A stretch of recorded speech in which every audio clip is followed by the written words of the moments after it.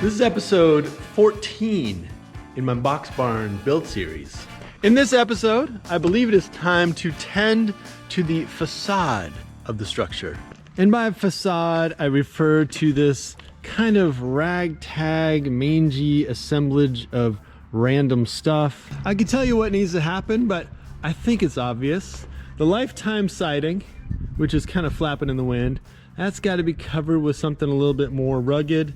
This big thing here, that's not going to be handled right now. I don't have that figured out. That's later.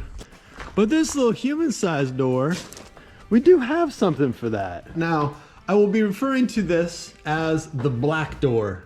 It's not black. That's a white door right there. See, there's going to be like black, like wainscoting down low. There's going to be some other little black trim stuff. So the door is the black door.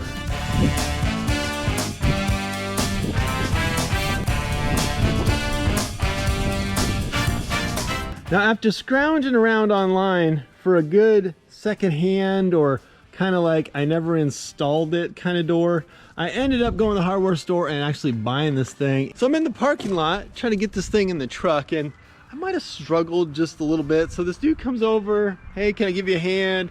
He's helping me put the door in the truck, and he says to me, you should have bought a vinyl door. That's a steel door and they get all scratched up.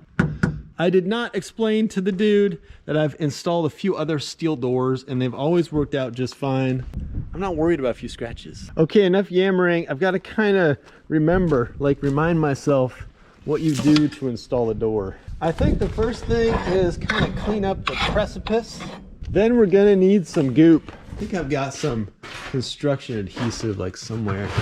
All right, these guys, they sent me a bunch of goop. The best stuff is the Lexel. I used all that, so I don't have any of that left. Kitchen and bath, mortar and stucco repair. Through the roof seals leaks that asphalt can't. Okay, that's a candidate. That's like the wrong goop, but it's a possibility. I'm making a somewhat questionable choice on the sealant for the base. I just don't really worry too much about the base leaking. So this is a window door sealant. It's just not construction adhesive, which I don't know. That's what I've used before. I feel like the goal of this sealant is just kind of to keep stuff from coming in. But how much water really infiltrates from underneath the bottoms? It also is supposed to have a little bit of like sticking property. Like I said, not really worried about it. All right, with the inappropriate sealant in place, I should probably get a couple screws. All right, got a million shims, had those on hand somehow.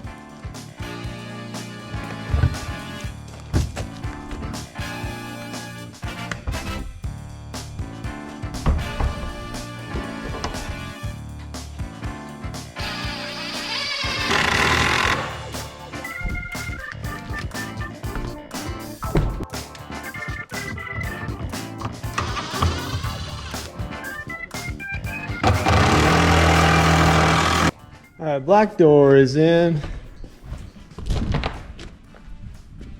I think I might even have a knob for this thing. Definitely premature to be putting a knob on here.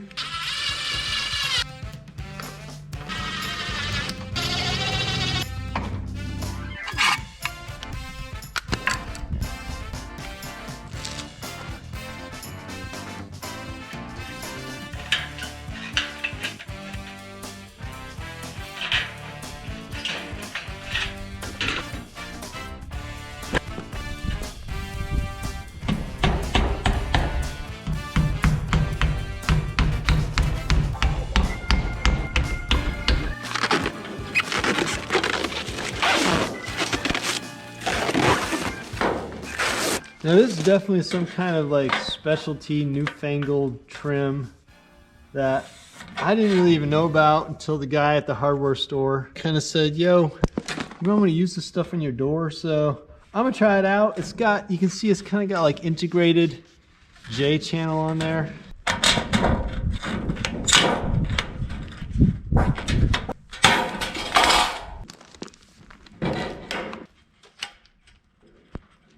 I just tapped a few in here and I kind of like the stuff. It's got room in here for the siding to go into.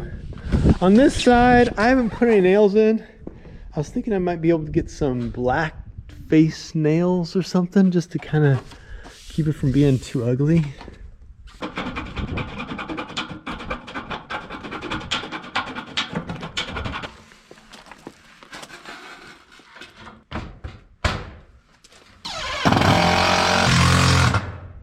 Oh, I started using my gray screws. I gotta take those out and put in some black ones.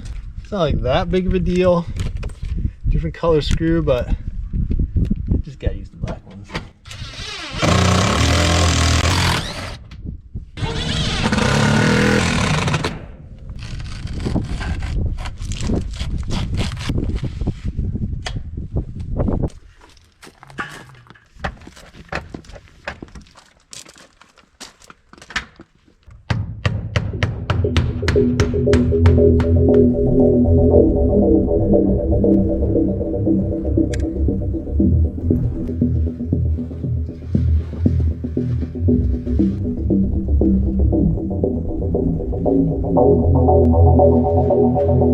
This video just experienced a momentary hiatus of several months while it snowed and all kinds of stuff just went kind of screwy. But just to kind of bring you up to date, I did get the wainscoting low steel on here and I've got the sides trimmed up. I was missing that top piece for like a couple weeks because I ordered the wrong number of pieces, but I finally got that stuff in, so that can go in.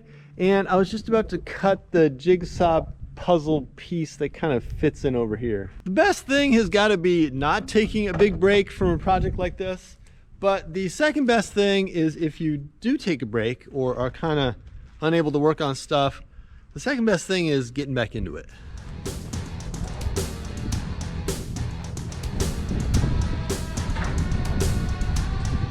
I kind of screwed up the first sheet. I didn't cut it wrong, but I kind of marked it wrong and then I cut it right. So this one might be a little bit better.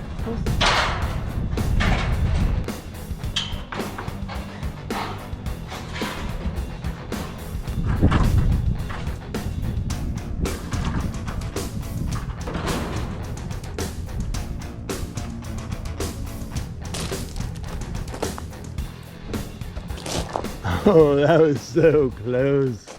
I fit in up there and along here and on the side, and oh, it's all one piece, but it's got a little bit of bow action, so needs some trimming. I think maybe I'll trim this side, a little bit of trimming. So I was all kind of excited to put that piece in, but I've actually got to put the piece of trim in over the garage door first. Instead of doing the right thing and asking the ground crew, Melissa, for help, I've just got this kind of cockamamie ladder with the board thing going on, and it's not really gonna work.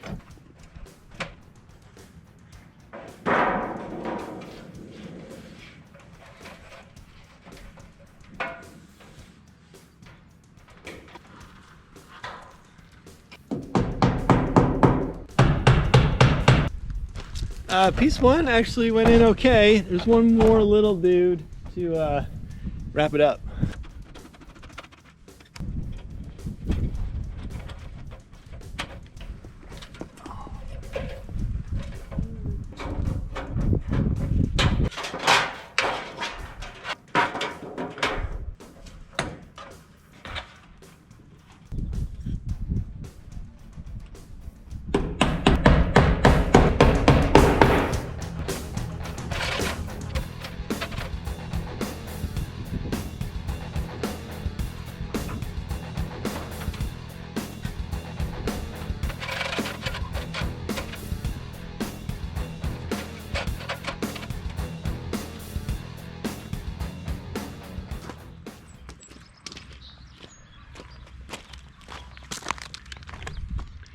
Now, I'm not gonna name names, but the guy, the person, the member of the crew who's been doing the ordering on this job, you know, like ordering stuff like the siding that would complete this side of the building. There's been a little problem in the ordering department, and it kind of is a bigger issue we kind of need to talk about. Yeah, so this is what we're down to. A bunch of like 6 foot or 7 foot pieces.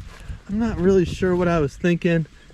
I've got like 2 of these 8-footers, and I ordered like 5 or 6 of these short little 5-footers. I mean, 8-footers and 5-footers. Like, there's no place for that anywhere on this job.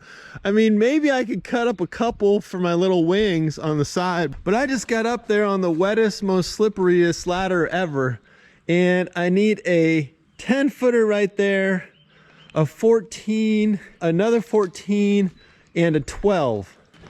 So yeah, when the orders and the math and stuff were being done back whenever it was, there was a little bit of, I'm just gonna call it guesstimating. So basically one of the demons I face whenever I'm building stuff, just every time, is that very precise pre-measuring, pre-planning thing to get all your materials just dialed in and ordered, versus the kind of urge to just kind of guesstimate and wing it. So while my favorite thing to do is wing it, I just put an order in to try to get a lot or all or most of the stuff I need to get this thing done. We need some siding along that little side, little short top of the knee wall. There's a bunch of soffit steel that need to be ordered. I was kind of putting off the soffit steel, you know, all the stuff up top. And part of that is just that, you know, every time you place an order, you gotta have the dough. Like, you gotta have the money for the whole thing. The other is storage. You gotta find a place to put whatever you order. But the main thing has gotta be the demon of precision, which just, it's like one of those things I struggle with when I'm building stuff. It's always hard for me to know exactly what lengths I need and how many, no matter what it is. You know, I look back at my AutoCAD drawings and stuff, but it's just not there. All right, so other stuff I ordered. I still need to wire things up and get outlets and lights and receptacles and stuff in here, but I did order insulation for this whole side, insulation for the front, and insulation for my knee walls. I've got 2 of these bad boys, 40 feet long. Insulation, a little bit more wood to kind of give that insulation some structure, and the internal wall siding stuff. Ordered that. I still haven't figured out how I'm gonna insulate the ceiling. I think I want blown insulation up there, but that kind of means like hiring somebody, you know, like just having to admit that I can't do that myself. Or maybe I'll figure out how to become a blown insulation guy. So yeah, the project is a little bit on pause, deep freeze, F up situation, code red. Had to order siding, soffit stuff, all kinds of stuff for the interior. That was kind of expensive. But in the meantime, there is something that needs to be done. So back a couple months ago, for a gift, I think it was like a birthday or Christmas holiday kind of gift thing, Melissa got me this completely legit, like not a knockoff, not the kind of plasticky, cheap, secondhand stuff I usually buy. She got me this completely legit weathervane, all brass, made in Maine, I think, for the top of the barn. The only thing, I haven't mentioned this to her, it is designed for a roof pitch that is hellacious, like just out of control. So I gotta flatten this thing down to my 512. All right, we gotta go to the saw shop for this. Another building that I built without really any plans.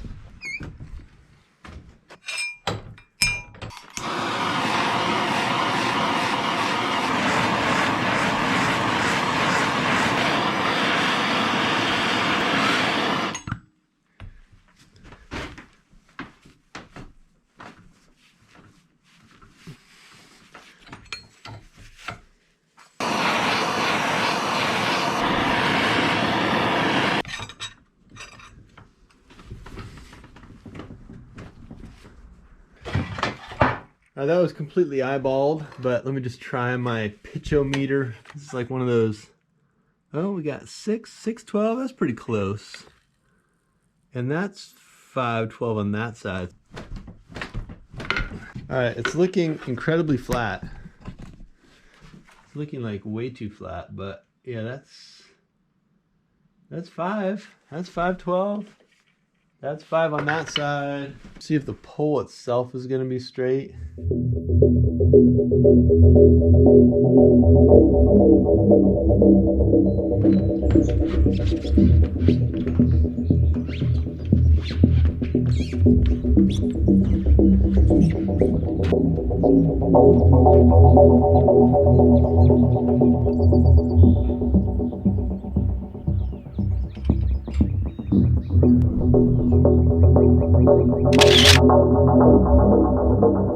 wanted to put that wind vane up front just so we can see it, you know, see it out here.